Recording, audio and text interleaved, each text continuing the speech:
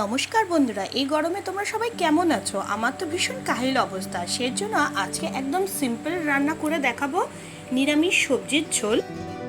ভাতের সাথে এই সবজি খেতে লাগে অসাধারণ। গ্যাস অন করে তার মধ্যে ভেজিটেবল অয়েল দিয়ে দিলাম 1.5 চামচ পরিমাণ। তেল হালকা গরম করে নিয়ে কয়েকটা বড়ি আমি হালকা লাল লাল করে ভেজে নিচ্ছি।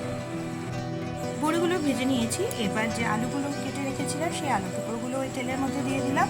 সাথে দিয়ে দিলাম সামান্য নুন আর হাফ চামচ পরিমাণ হলুদ গুঁড়ো। হলুদ নুন দেওয়ার পর আলু টুকরোগুলো ভেজে নিলাম 2 মিনিট।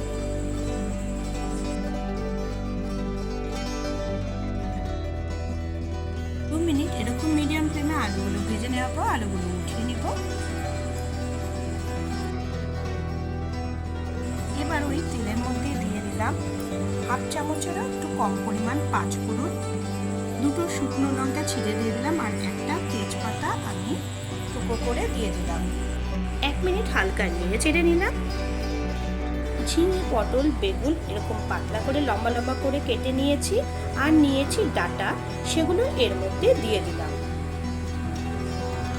সাথে দিয়ে দিলাম 2টো কাঁচা লঙ্কা।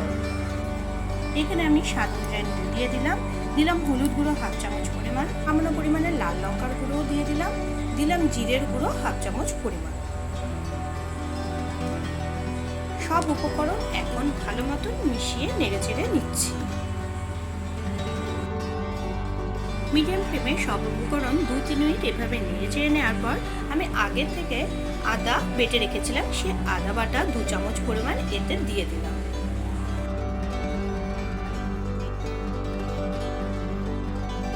আদা বাটা দেওয়ার পর গ্যাসের ফ্লেম একদম লো করে নিয়ে আদার কাঁচা গন্ধ না যাওয়া অবধি ভালো মতন মিশিয়ে নেড়ে চেড়ে ভেজে নিলাম। আগের থেকে ভেজে রাখা আলুর টুকরোগুলো এবার এর মধ্যে দিয়ে দিলাম।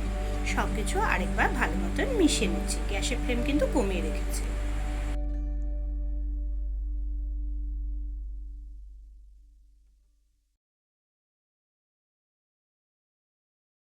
এবার এতে দিয়ে দিলাম প্রয়োজন অনুযায়ী জল।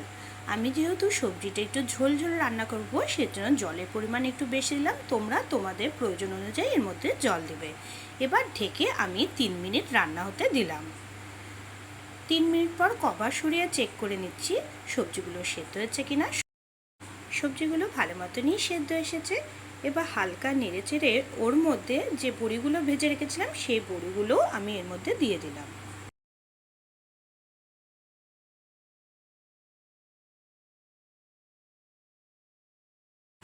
সব কিছু আরেকবার ভালো মতন মিশিয়ে নিলাম। গ্যাসের ফ্লেম কিন্তু একদম কমানোই আছে। এবার এর মধ্যে 1 চামচ পরিমাণে ঘি অ্যাড করে দিলাম। তোমরা চাইলে বন্ধুরা এই সময় সামান্য পরিমাণে চিনি দিতে পারো। হালকা নেড়ে চেড়ে এবার গ্যাসের ফ্লেম অফ করে দিলাম। একবার ট্রাই করে দেখুন, নিরামিষ এই সবজির ঝোল ভাতের সাথে খেতে ভালোই লাগবে। ভিডিওটি ভালো লেগে থাকলে অবশ্যই লাইক শেয়ার করে দিও, চ্যানেলটি সাবস্ক্রাইব করে দিও। সবাই খুব ভালো থেকো। দেখা হবে আবার পরের ভিডিওতে।